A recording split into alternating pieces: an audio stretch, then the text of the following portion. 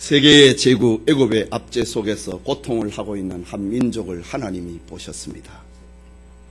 그들은 다름 아니라 아브라함과 이삭과 야곱의 후손들이었습니다. 그들은 큰 민족과 이름이 창대케 되고 복의 근원이 될 것이라고 하는 하나님의 언약의 대상이었습니다. 그들은 가나안 땅을 약속을 받은 하나님의 백성 이스라엘이었습니다. 당시 이스라엘은 비참한 절망 가운데 있었습니다. 애굽의 폭군 바로왕에게 삶과 자유를 빼앗기고 혹사를 당하고 있었습니다. 하루 종일 진흙을 뒤집어 쓴 채 벽돌을 만들었습니다. 벽돌을 만들려면 진흙에다가 나일강 들판에 널려있는 짚을 썰어다 넣고 그것을 짓이겨서 사각형 나무판에 넣고 벽돌을 만들고 난 다음에 그것을 햇빛에 3일을 말립니다. 그리고 뒤집어서 3일을 말립니다. 이런 벽돌 제조 공장은 한 장을 만드는데 일주일 정도가 걸리게 됩니다. 당시의 기록을 보면은 40명의 노예가 한조가 되어서 하루에 8만 개의 벽돌을 만들었다라는 기록이 등장합니다. 인간으로서 감당하기 어려운 처참한 비극이었습니다. 이것이 이스라엘 사람들의 삶이었습니다. 벽돌 제작에 있어서 짚은 아주 중요한 역할을 합니다.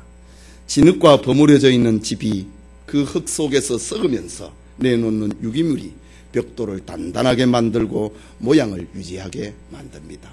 만일 벽돌 속에 짚의 양이 적다든가 짚이 안 들어가게 되면은 그 벽돌은 금이 가고 그리고 그 모양이 뒤틀려져 버립니다.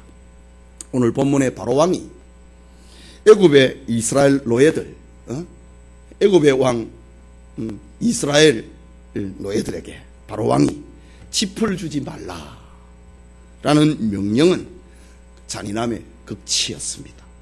그렇게 되면 이스라엘은 벽돌을 만드는 일 외에 그늘 한 점이 없는 나일 강변의 태양 아래서 짚을 주어야 되는 노동까지 같이 해야 됩니다. 그런데 바로왕은 벽돌을 만들어내는 숫자는 전과 같이 해라. 저들이 시간이 많아갖고 게을러서 생각이 많아서 그렇다라고 선언합니다. 이것은 벽돌로 이스라엘로 하여금 벽돌을 만드는 것 외에는 아무것도 생각하지 못하게 만드는 기계 노예로 만들기 위함이었습니다. 그러나 하나님은 이런 비참한 자기 백성들을 부끄러워하지 않았습니다. 하나님은 자신의 계획을 이루기 위하여서 서서히 활동하셨습니다. 이 아침에 출애굽 운동이라는 제목으로 하나님의 말씀 받기 원합니다. 이스라엘의 출애굽 운동은 오늘 우리의 구원과 같은 것입니다. 깨닫는 은혜가 있기를 소원합니다. 첫째로 출애굽 운동은 그 시작은 하나님의 사랑입니다. 읽은 본문 1절 말씀을 다시 보면 그 후에 모세와 아론이 가서 바로에게 이르되 이스라엘 하나님 여호와의 말씀에 내 백성을 보내라 라고 합니다. 또 3절에도 보면은 그들이 가로되 히브리인의 하나님이 우리에게 나타나셨은즉 마지막에 가기를 허락하소서 라고 합니다. 하나님의 말씀을 받았던 모세와 아론이 애굽의 바로왕 앞에 섰습니다. 당시에 바로는 근동지역의 패권 국가였던 애굽의 절대 권력자입니다. 신과 방불한 자입니다. 반면에 모세와 아론은 비천한 노예 출신입니다. 감히 바로의 상대는 될 수가 없습니다. 이런 사실을 너무나도 잘 알았던 모세는 하나님께서 자기를 불러서 내가 너를 바로왕에게 보내서 내 백성을 데려오게 하는 그 일로 삼겠다라고 했을 때에 모세는 바로왕의 위세와 자기를 너무 잘 알고 있기 때문에 하나님 보낼 만한 자를 보내십시오. 나는 내 인생에 실패한 자입니다. 거기에 걸맞는 사람을 세워가지고 출애굽 운동을 하십시오. 나는 감당할 수 없습니다. 모세는 여러 차례 하나님 앞에 나는 할 수가 없다고 바로왕의 그 권세와 애굽의 권력을 그 누구보다도 잘 알고 있는 모세는 나는 거기에 적격자가 아닙니다 라고 거절을 합니다. 그러나 모세는 하나님의 주권의 포로가 되어서 하나님의 말씀을 전하는 사자가 되었습니다.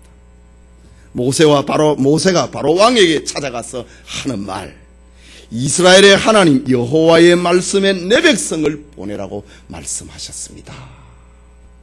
이 말을 지금 전하는 겁니다. 여기에 내 백성이라는 말은 하나님 자신의 소유권을 강력하게 주장하고 있는 말입니다. 이때 이스라엘은 애굽에서 노예로 살았기 때문에 구원을 받는다고 하는 것은 꿈도 꿀 수가 없습니다. 앞을 봐도 뒤를 봐도 자신들이 구원을 받는다고 하는 것은 꿈을 꿀 수가 없었습니다. 지난 40년 전에 저 공주의 아들이었던 모세가 한번 쭈끌쭈끌 해보다가 도망을 쳐버린 것을 이스라엘 사람들은 잘 알고 있습니다. 그냥 기계처럼 노예가 되어서 살아가고 있는 이스라엘입니다. 이때의 하나님은 이스라엘의 소유권은 애굽의 바로왕에게 있는 것이 아니라 하나님 자신에게 있다. 이것을 모세가 가서 애굽의 바로왕에게 선포하는 것입니다. 그렇다면 하나님께서 이스라엘을 자기 백성으로 삼으시는 이유가 무엇이겠습니까? 다른 민족에 비해서 뛰어난 점이 있어서이겠습니까? 아니면 다른 민족보다 수요가 많아서이겠습니까? 아니면 지혜가 많아서이겠습니까? 이스라엘 사람들을 구원을 하면 출애굽을 시키면 저들이 하나님을 잘 섬길 것 같아서였겠습니까? 이스라엘이 어떤 사람들보다 더 헌신적인 삶을 살 것 같아서였겠습니까? 아니면 사람이 알지 못하는 어떤 장점이 있었기 때문에 하나님이 이스라엘을 내 백성이라고 했겠습니까? 하나님의 마음에 드는 생각과 높은 도덕성을 저들이 가졌겠습니까? 아닙니다. 노예에게 무슨 도덕성이 있고 노예에게 무슨 철학이 있겠습니까? 저들은 벽돌을 하루에 8만 장씩 찍어내는 것 외에 저 나일 강변에 가서 짚을 가져다가 그것을 썰어가지고 넣어야 되는 그야말로 기계가 되어버렸습니다.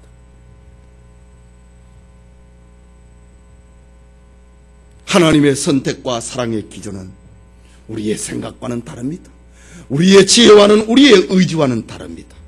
그 사랑은 하나님의 계획 속에 있던 것인데 세상에 하나님께서 아브라함과 이삭과 야곱을 통해서 하나님은 자신의 계획을 나타냈습니다. 창세기 12장 1절과 2절에 여호와께서 아브라함에게 이르시되 너는 본토 친척 아비집을 떠나서 내가 네게 지시할 땅으로 가라.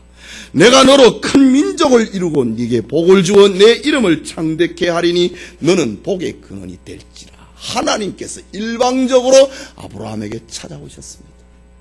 그리고 수백 년의 세월이 지나고 난 다음에 지금 그 자손들이 애굽의 노예가 되어 있었어. 철학도 없고 도덕성도 없고 그냥 한 끼 한 끼를 먹고 조금만 쉴 수 있을까? 이것이 저들의 삶이 되어버렸던 노예 그들을 하나님께서 찾아오셨습니다. 하나님의 사랑입니다. 하나님께서 아브라함에게 지난날 이렇게 거창한 약속을 언약을 맺었지만은 수백 년이 지나고 난 다음에 그 후손들의 삶이 어떻습니까? 그들은 애굽의 처참한 노예였습니다. 그들의 삶은 비참했습니다. 전후 좌우를 보아도 그 어디에도 그들을 도울 자가 아무도 없었습니다. 애굽의 노예 이스라엘은 세상에서 볼품이 없었고 경멸을 당하였고 우리가 어떻게 한번 해보자고 하는 용기까지도 다 잃어버렸을 때였습니다. 그러나 하나님은 자기 백성의 비참한 현실을 부끄러워하지 않았습니다. 자기 백성들의 망가져버린 도덕성, 노예들에게 무슨 도덕성이 있겠습니까? 조그만 편한 거 하려면 자기가 차지하려고, 조그만 밥을 많이 준다고 하면 그게 쫓아가고 싶어하는 망가져버린 도덕성, 타락한 종교성을 하나님은 부끄러워하지 않으셨습니다. 하나님은 때가 되자, 하나님은 자신의 때가 되자 자신의 사랑을 행동으로 나타낸 것입니다. 모세야, 너가 바로왕에게 가서 내 백성을 보내라고 말하라. 이스라엘은 내 백성이라고 말해. 그들을 보내라고 말해라. 하나님의 사랑이 이렇게 나타난 것입니다. 여러분, 오늘 우리는 누구입니까? 우리도 이스라엘처럼 하나님의 자녀입니다. 우리가 언제부터 하나님의 자녀가 되었습니까? 저는 고등학교 1학년 때 17살 때 예수를 믿었으니 17살 때부터 제가 하나님의 자녀가 되었습니까? 여러분은 언제부터 하나님의 자녀가 됐다고 생각합니까? 1년 전입니까? 10년 전입니까? 30년 전입니까? 그건 아닙니다. 우리도 저 애굽에서 노예가 되었던 이스라엘 사람들처럼 창세전에 우리가 하나님의 계획 속에 있었습니다. 하나님의 선택 속에 있었습니다. 하나님의 자기 백성이다, 내 백성이다라고 하는 예정 속에 우리가 있었던 것입니다. 그렇다면 하나님을 믿기 전에 우리는 누구였습니까? 하나님을 믿기 전에 우리의 모습은 어땠습니까? 마귀의 자녀였습니까? 아닙니다. 우리가 하나님을 믿기 전에 우리가 마귀의 자녀라고 말로 한다면 그건 잘못된 말입니다. 지금 우리가 하나님의 자녀였듯이 우리가 하나님을 믿기 전에도 하나님의 자녀였습니다. 마치 부모와 자식이 서로가 떨어져서 생사를 알지 못하고 그 사랑을 느끼지 못한다 하더라도 여전히 그 부모의 자식이듯이 우리가 하나님을 믿기 전에도 우리가 하나님을 알기 전에도 우리는 여전히 하나님의 자녀였습니다. 에베소서 1장 4절 말씀에 보면은 창세전에 그리스도 안에서 우리를 택하셨다. 창세전에 우리는 하나님의 계획 속에 하나님의 택함을 받은 우리였다 라고 합니다. 다만 우리가 하나님을 믿기 전에는 이걸 몰랐습니다. 이걸 몰라서 내가 하나님의 자녀라고 하는 것을 몰라서 마귀를 따라다녔습니다. 우리가 본래는 하나님의 자녀였는데 마귀를 따라다니는 마귀의 종으로 산 것입니다. 우리는 그때도 여전히 하나님의 자녀였습니다. 단지 그것을 몰라가지고 마귀를 따라다니는 마귀의 종살이를 했지만은 실제 우리의 신분은 하나님의 자녀입니다. 지금 이스라엘이 애굽의 노예가 되어서 짓밟히고 기계가 되어버리고 도덕성을 잃어버리고 종교성이 망가져버린 그들이었다 하더라도 하나님은 그들은 내 백성이다. 우리가 하나님을 알기 전에도 너는 내 백성이다. 단지 우리가 알지 못해서 마귀의 종이 된 것입니다. 저 이스라엘이 애굽의 종살이를 하는 것처럼 우리가 하나님을 믿기 전에는, 알기 전에는 우리는 마귀의 종살이를 했던 것입니다. 그러나 때가 되어서 하나님의 사랑이 저 애굽에서 숨쉬고 있는 이스라엘에게 나타난 것처럼 우리에게 나타났습니다. 그것은 저 이스라엘처럼 우리가 잘나서가 아닙니다. 우리의 심성이 고와서도 아닙니다. 우리가 지혜로워서도 아니고 우리가 정직해서도 아니고 우리가 뛰어난 도덕성이 있어서도 아닙니다. 그런 것으로 말하자면 우리는 한참 모자라는 사람인지도 모릅니다. 단지 세상에서 마귀의 종이 되어서 고통당하고 매여 살고 있는 우리의 삶, 유린당하고 있는 우리에게 하나님의 사랑이 나타난 것입니다. 저 애굽에서 종살이하고 있는 이스라엘 사람들에게 하나님의 사랑이 나타나서 내 백성을 보내라 라고 했듯이 우리에게 하나님의 사랑이 나타난 것입니다. 이것이 하나님의 은혜고 이것이 하나님의 축복입니다. 우리 여기에 앉아있는 이들에게는 다 하나님의 사랑이 지금 나타났습니다. 그러나 아직 그리스도 밖에 있는 이에게는 하나님의 사랑이 나타나지 않은 것입니다. 하나님의 사랑이 나타난 우리, 바로 축복입니다. 은혜입니다. 그러니 우리 자신을 자랑할 것은 아무것도 없는 것입니다. 교만할 이유가 없습니다. 오직 우리 하나님께 감사하고 겸손하고 충성해야 됩니다. 이 시간 하나님의 자녀된 우리의 실존을 바로 깨닫는 은혜가 있기를 소원합니다. 둘째로 출애굽 운동의 목적은 하나님께 예배드림에 있습니다. 1절 말씀을 다시 보십시오. 그 후에 모세와 아론이 가서 바로에게 이르되 이스라엘 하나님 여호와의 말씀에 내 백성을 보내라. 그들이 광야에서 내 앞에서 절기를 지킬 것이니라 하셨나이다. 이스라엘 백성들을 데리고 나와야 된 이유, 애굽의 바로 왕이 그들을, 하나님 백성을 내보내줘야 될 이유, 그들이 광야에서 내 앞에 절기를 지킬 것이라. 절기가 무엇입니까? 예배입니다. 또 3절을 보십시오. 그들이 가로되 히브리인의 하나님이 우리에게 나타나셨은즉 우리가 사흘길쯤 광야에 가서 우리 하나님 여호와께 희생을 드리려 하오니 가기를 허락하소서. 여호와께서 언약과 칼로 우리를 치실까 두려워하나이다. 희생을 드려야 된다 이거죠. 하나님께서 우리 보고 저 광야에서 희생을 드리라. 양과 염소와 소를 잡아서 하나님 앞에 제사 드리라고, 하나님 앞에 예배 드리라고 말했습니다. 출애굽의 목적입니다. 절기를 지키는 것, 희생 제사를 드리는 것, 하나님 앞에 예배 드리는 것입니다. 이것이 출애굽의 목적입니다. 이 말은 참으로 중요한 말입니다. 출애굽의 목적이 정치적인 이유가 아니라는 말입니다. 노예 상태에서 이제 자유인 만들어주는 정치적인 이유가 아닙니다. 출애굽의 목적이 사회적인 이유가 아닙니다. 먹을 것 제대로 못 먹는, 사회 복지가 허락되지 않는 애굽에서 하나님께서 이스라엘 사람들로 하여금 복지 사회를 만들어 주려고 출애굽한 거 아닙니다. 출애굽의 목적이 도덕이 아닙니다.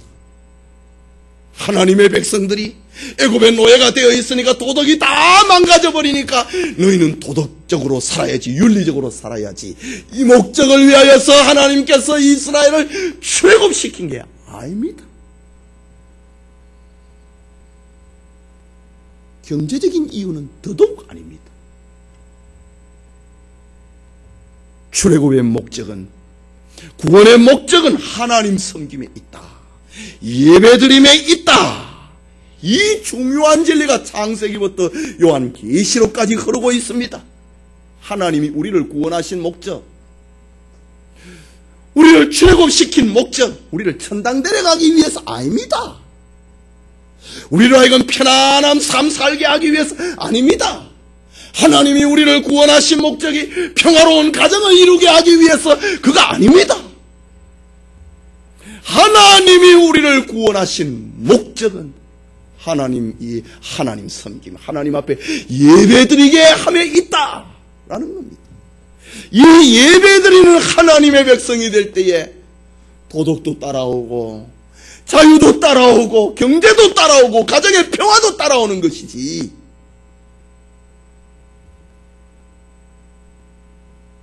예배가 바뀌면 아닙니다. 오늘날의 사람들은 뭔가 잘못되어 있습니다. 가정의 평화를 위해서 교회 가는 거지. 가정의 평화가 깨진다면 내가 교회 안 가야지. 오늘 우리 가족들이 다 모이는데 너가 빠지면 가정의 질서가 깨지잖아. 그럼 교회 안 가야지. 사람들은 그렇게 생각합니다. 우리가 구원받은 목적이 가정의 평화 아닙니다. 우리 육체의 건강 아닙니다. 마음의 위로가 아닙니다. 경제적인 부요가 아닙니다. 우리가 구원받은 목적은 하나님 앞에 바른 예배드림에 있다. 하나님 앞에 바른 예배를 드릴 때에 건강이 따라오고, 경제가 따라오고, 평화가 따라오고, 안식이 따라오게 되는 것입니다. 계속해서 모세가 하는 말, 만약에 바로 왕께서 이 길을 막는다면은, 하나님께 예배드리지 못하도록 그 길을 막는다면은 그가 누구이든지 간에 하나님께서 온역이나 칼로 치실까 두렵습니다 라는 말을 들려줍니다. 모세는 지금 하나님께서 계획을 내놓으신 애굽에 내리는 10가지 재앙을 알지 못합니다. 그러나 하나님께서 내 백성을 보내지 않을 때 내가 그들을 징계하겠다고 하는 이거는 알고 있습니다. 그래서 하나님의 백성을 바로왕이여 보내지 않는다면 하나님으로부터 칼과 온역, 칼과 전염병이 임할까 두렵습니다. 출애굽 운동의 당연성을 말하고 있는 겁니다. 하나님의 백성을 이제 내보내줘야 된다고 하는 그 당위성을 모세가 바로왕에게 알리고 있는 말입니다. 기원전 722년에 북왕국 이스라엘이 아수르에게 멸망을 당합니다. 이유가 무엇일까요? 기원전 586년에 남왕국 유다가 바벨론에 의해서 멸망을 당합니다. 이유가 무엇일까요? 그들은 하나님의 자녀가 되었는데 하나님 섬기는 일을 하지 않았습니다. 그 존재 목적을 잃어버렸을 때에 하나님은 이스라엘을 때려쳤습니다. 유다가 존재 목적을 잃어버리고 하나님을 섬기기 위해서 그들을 지금 애굽에서 불러서 가나안에 넣어갖고 나라를 세웠는데 하나님 섬기는 이 목적을 행하지 아니했을 때에 우상을 섬길 때에 유다는 바벨론에 의해서 멸망을 당합니다. 우리도 역시 하나님 섬기기 위해서 우리 구원받았습니다. 그래서 예수님이 말씀하시기를 하나님은 영이시니 예배하는 자가 신령과 진정으로 예배드리라 라고 말한 것입니다. 이 초점을 잊어버리면 안 됩니다. 천당이 목적이 되고 내 가정이 우선이 되고 내 건강과 내 평화와 내 경제가 우선이 되면 하나님은 순서가 바뀌었다. 나를 섬길 때에 하나님 섬길 때에 건강이 있고 평화가 있고 기쁨이 있는 것 너 왜 모르느냐? 그걸 고친다 이지. 그 고침을 받을 때에 우리는 고통을 당하게 되는 겁니다. 그 고침을 받을 때에 유다는 바벨론에서 70년 동안 포로 생활을 해야 했던 것입니다. 그리고 다시 예루살렘에 돌아와서 성전을 짓고 예배자가 되게 됩니다. 오늘날 정말로 신령과 진정으로 예배를 드리고 있는가? 성도들은 안타깝게도 예배에 대한 관심과 열정이 너무 퇴색되어 있습니다. 신앙생활을 액세서리로 생각한다. 여러분, 액세서리는 있어도 되고 없어도 되고, 액세서리는 있으면 더 좋고 없어도 괜찮은 것, 그게 액세서리입니다. 예수 믿는 것을 사람들은 액세서리 정도로 생각합니다. 이게 지금 사탄의 미혹에 꽉 차 있어서 그렇습니다. 예배의 날 주일에 공부 때문에 교회 못 오고, 장사 때문에 교회 못 오고, 모임 때문에, 만남 때문에, 자신의 목적 때문에, 이유 때문에 교회를 못 와서 내가 구원받은 하나님의 자녀 신분을, 그 이유를 잃어버린 이들이 얼마나 많이 있습니까?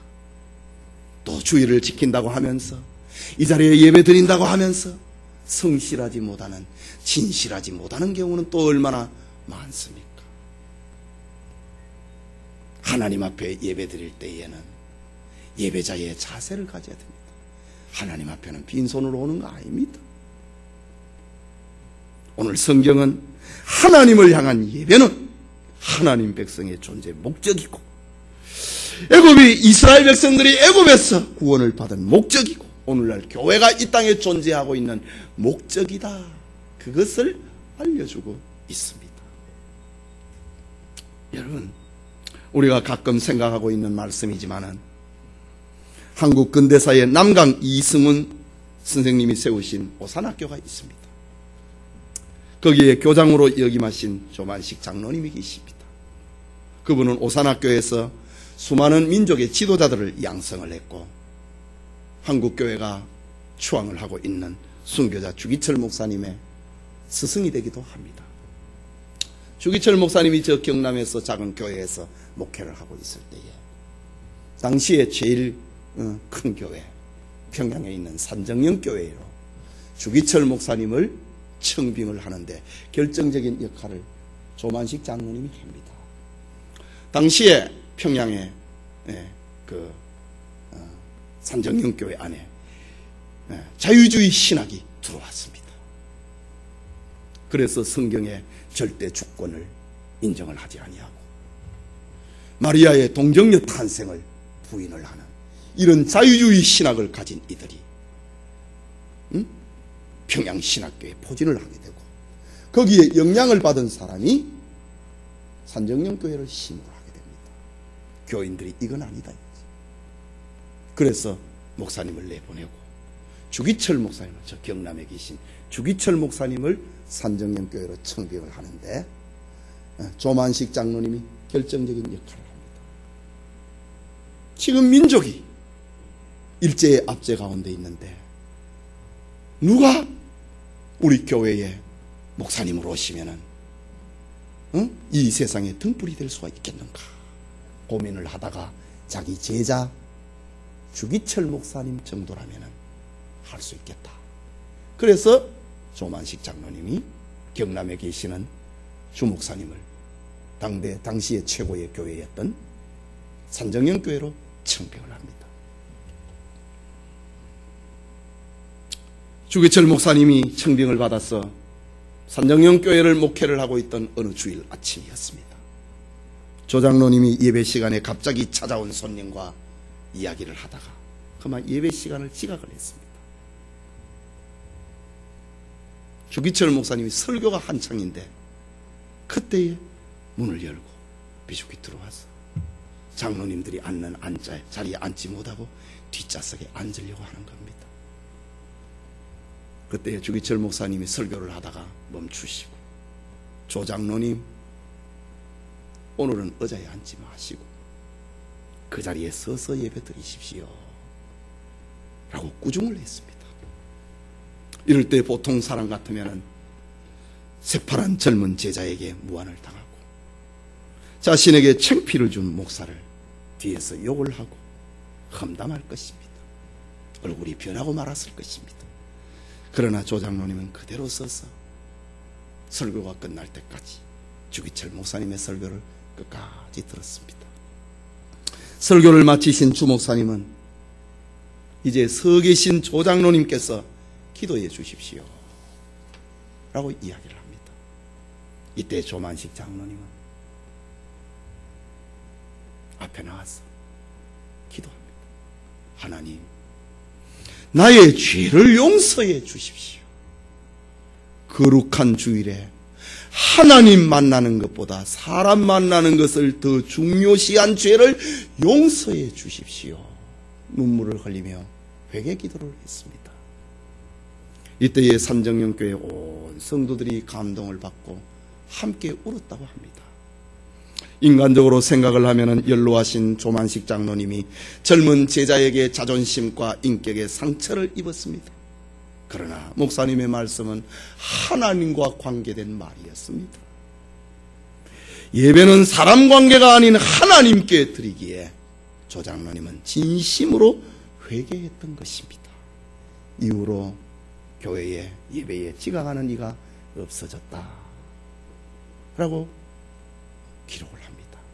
여러분, 하나님이 여러분을 구원하신 목적은 여러분의 평안, 여러분의 영생, 여러분의 엔조이, 여러분의 건강, 여러분의 사업 형통, 그게 아닙니다. 먼저 하나님을 향한 예배입니다. 먼저 하나님을 향한 참된 예배입니다. 그 다음에 우리에게 평안과 위로와 축복이 따라오는 것입니다. 하나님께서 이스라엘 백성들을 출애굽을 시켜서 자기 백성들을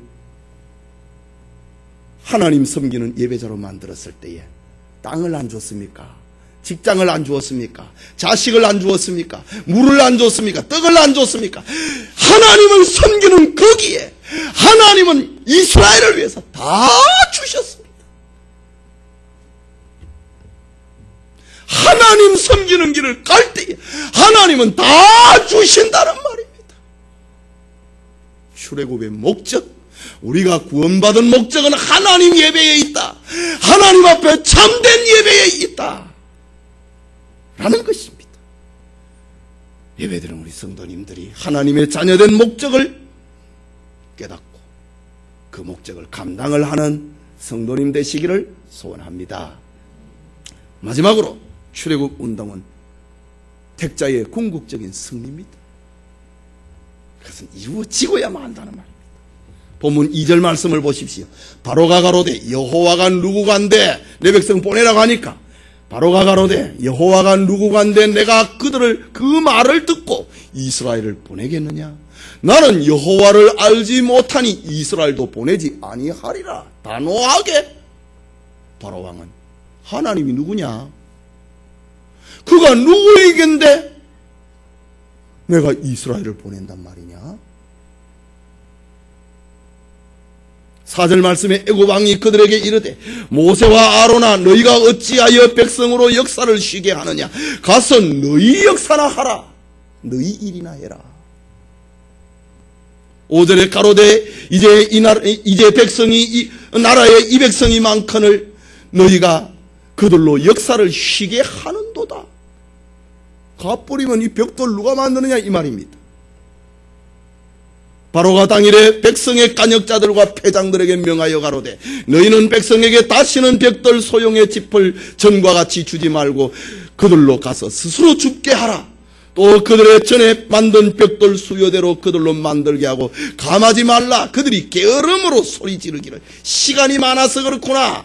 게으름으로 소리 질러 이르기를 우리가 가서 우리 하나님께 희생을 드리자 하나니 그 사람들의 고역을 무겁게 하여 아무런 생각을 하지 못하도록 해서 수고롭게 만들고 그들로 하여금 이 거짓말을 듣지 못하도록 해라. 이 모세의 거짓말을 듣지 못하도록 하라. 바로 왕이 내린 명령입니다. 이 말이 지금 무슨 말입니까? 하나님이 무슨 참신이냐? 천당이 어디 있느냐? 구원이 어디 있느냐? 그런 거짓말 하지 말라! 라는 오늘의 사탄의 소리하고 똑같습니다. 오늘 성경에 등장하고 있는 이 바로 왕은 사탄의 지금 대변자입니다. 출애굽을 반대하고 있는 하나님의 백성이 애굽에서 나가면 안 된다고 하는 것, 자기의 수하에서 떨어나면 안 된다고 하는 걸 반대하고 있는 이 사탄의 말은, 참 이 바로 왕의 말은 오늘날 신자들을, 하나님의 자녀들을 그리스도에게로, 하나님에게로 보내지 않으려고 하는 사탄의 말하고 똑같은 것입니다. 그것이 출애굽기 성경에는 무려 7단계로 나타납니다. 첫째는 오늘 읽은 본문입니다. 내가 보내지 않겠다 이거죠. 교회 가지 마라 이거죠. 단호하게 거절을 해. 그 거짓말 믿지 말아라. 단호한 거절입니다. 너희가 가면은 이 경제력은 어떻게 되느냐? 노동 생산력이 줄어드는데 주일날 교회 가면 어쩌냐 이거지. 이 사탄의 소리입니다. 둘째는 이 출애굽기 전체에 지금 나타나고 있는 말인데 출애굽기 8장에 나타납니다. 8장 25절에 보면은 너희는 가서 이 땅에서 너희 하나님께 희생을 드리라. 바로 왕이 조금 수그러졌습니다. 이유가 무엇이었겠습니까? 8장까지 바로 왕은 지금 피 재앙을 받았습니다. 개구리 재앙을 받았습니다. 이 재앙을 받았습니다. 파리 재앙을 받았습니다. 애굽 전역에 4가지 하나님의 재앙이 쏟아지니까 바로 왕이 놀랐습니다. 진짜 하나님이 계시네. 너희 신이 있구나. 그러나 인정하지 않습니다. 광야로 가지 말고 이 땅에서 예배드리라. 내가 너희들로 하여금 예배드리게 만들어줄게. 광야로 가지 말고 여기서 예배드리라. 애굽의 바로 왕이 말입니다. 사탄의 소리 아닙니까? 이 땅을 벗어나지 말라고 하는 겁니다. 세 번째는 출애굽기 8장 28절에 나타납니다. 광야에서 희생을 드릴 것이나 너무 멀리는 가지 말라. 참 가지 마라. 두 번째는 이 땅에서 해라.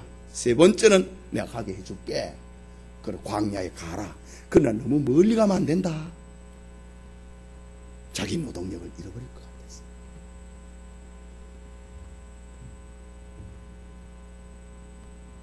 이스라엘 사람들을 자기 수하에 잡아놓으려고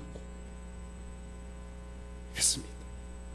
그렇지만 바로왕은 또다시 마음이 강팍해졌어 이스라엘 백성들을 광야에도 보내지 않았습니다. 네 번째는 출애굽기 10장 11절에 나타납니다. 너희 남정만 가서 여호와를 섬기라. 남자만 가라 이지. 처자식이 있으면 갔다 다시 올 수밖에 없지 않습니까? 너 가정의 대표만 가라 이지. 오늘 추석 명절이니까 너 우리 가정의 대표만 교회 가고 우리는 막 이렇게 가족들하고 쉬자. 남자만 가라. 사탄이 바로왕이 지금 그렇게 말로 했습니다. 남자만 가라. 이것은 애굽의 악질 재앙, 독종 재앙, 우박 재앙으로 공격을 당했을 때 모세를 불러놓고 내가 미안하다, 잘못했다. 그러나 남자들은 가되 아이들하고 여자들은 데려가지 말라. 여전히 이스라엘을 하나님 백성을 잡아놓으려고 하는 바로왕의 술책이었습니다. 다섯 번째는 출애굽기 10장 24절에 나타납니다. 너희는 가서 여호와를 섬기되 너희 양과 소는 머물러 두고 너희 어린 것은 너희와 함께 갈지라. 이때는 지금 아홉 번째 재앙인 흑암의 재앙이 애굽을 덮어버렸을 때였습니다. 애굽 사람들이 신으로 섬기는 태양이 빛을 발하지 않는 이 재앙이 흑암의 재앙이 임했을 때였습니다. 가라. 아이들 데려가라. 여자들 데려가라. 그러나 양과 염소는 소는 데려가지 말라. 이 말이 뭡니까? 너 제사는 나 놓고 가라. 여러분, 우리가 하나님 신앙에 있었어요. 맨 마지막에 따라오는 것이 제사입니다. 돈입니다. 마귀가 그렇게 합니다. 교회 나오도요. 이 연보 생활은 쉽지 않습니다. 맨 마지막에 따라오는 것이 돈입니다. 애굽의 바로왕이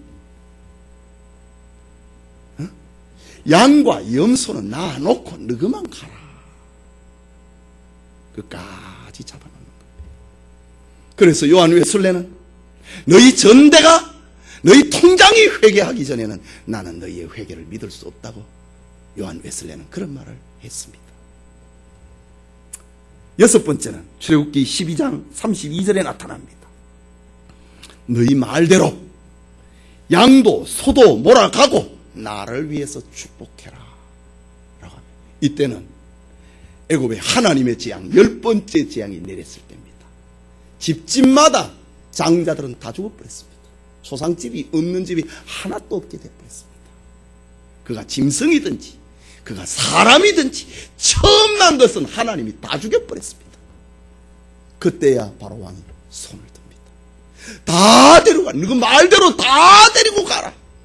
하나님의 말씀대로 다 데리고 가라. 너가 가면서 우리 축복하고 가라. 우리 망하지 않게 해달라고 하고 가라. 이 말입니다.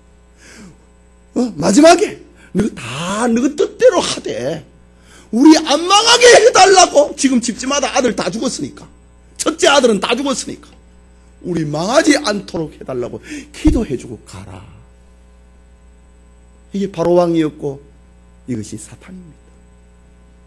예수님이 어느 날 거라사 지방에 왔을 때에 귀신 들린 사람이 예수님을 보고 예수여, 때가 아닌데 벌써 우리에게 오셨나이까? 이 말이 뭡니까? 마귀는 지옥 갈 때가 아닌데 왜 우리 앞에 나타나셨습니까? 예수님 이 말입니다. 우리를 이 사람에 나와가지고 다른 곳에 들어가게 하십시오. 지금은 지옥 가기 싫습니다. 그때 예수님이 거기에서 나와서 저 돼지에게 들어가라. 귀신이 돼지에게 들어가니 돼지떼가 미쳐가지고 바다에 다 들어가서 몰살을 하더라 라고 합니다. 바로왕이 집집마다 자기 아들부터 시작해서 죽으니까 이러다가 우리나라 망하는 거 아닌가? 모세를 불러갖고 너희 하나님의 말대로 다 데리고 가라. 남자도 가고 여자도 가고 돈도 가고 양도 가고 소도 가고 다 가라. 너 필요하면 우리가 가지고 있는 폐물까지 줄게. 가져가라. 그리고 너희 하나님이 원하는 대로 가서 하나님 섬겨라. 그러나 우리 망하지 않게 해달라고 해라 라고 합니다. 그러나 그걸 끝이 아닙니다. 일곱 번째는 출애굽기 15장 5절에 나타납니다. 바로와 그 신하들이 백성에 대하여 마음이 변하여 가로되 우리가 어찌 이같이 하여 이스라엘을 우리를 섬김에서 놓아 보냈는고 탄식을 합니다. 바로 왕이 정신을 차리고 마차와 병거를 몰고 애굽을 탈출하고 있는 이스라엘을 추격하러 갔습니다. 그때 하나님께서 홍해를 갈르시고 자기 백성을 거기에서 건너게 하시고 바로와 애굽의 나라는 홍해 바다에서 수장시켜서 망하게 만들어 버렸습니다. 사탄은 이렇게 망하는 것입니다. 결국 이스라엘을 향한 하나님의 뜻은 이루어졌습니다. 우리를 향한 하나님의 구원도 이와 같습니다. 하나님의 백성은 반드시 구원받고야 만다.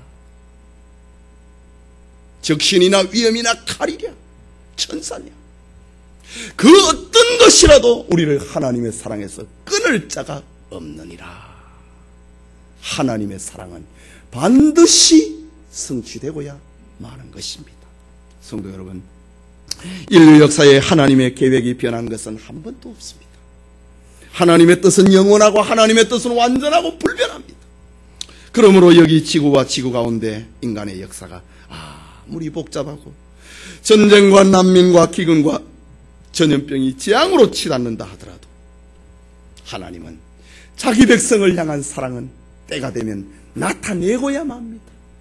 애굽에서 노예 생활을 하고 있는 이스라엘을 위해서 하나님이 자기 사랑을 나타내듯이 이 세상이 지금 요지경이 되어도 하나님은 자기 사랑을 나타냅니다.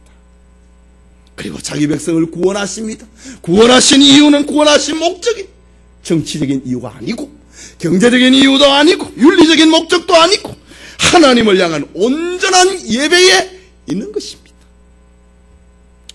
여기에 애굽의 바로 왕으로 대변하고 있는 사단은 하나님의 백성을 끝까지 놓지 않으려고 합니다. 어디까지 놓지를 않느냐? 예수님이 딱 잡아갖고 지옥에 던질 때까지 사탄은 하나님의 백성을 방해합니다. 하나님 섬기는 일을, 하나님 앞에 예배드리는 이 일을 못하게 하는 것을 방해를 합니다. 사탄은 저 애굽의 바로왕이 이스라엘 사람들로부터 자기가 신으로 대우를 받아야 되듯이 사탄은 세상의 하나님의 사람들로부터 자기가 대우받기를 원하는 것입니다. 그러나 하나님은 자기 백성을 구원하십니다. 마침내 영광의 길, 마침내 구원의 길, 마침내 가나안의 길에 서게 하십니다. 이것이 하나님의 자녀된 저와 여러분의 삶의 내용입니다. 이 선한 일에 우리의 전인을 동원을 하여서 하나님을 영화롭게 하는 성도님들 다 되시기를 축원합니다.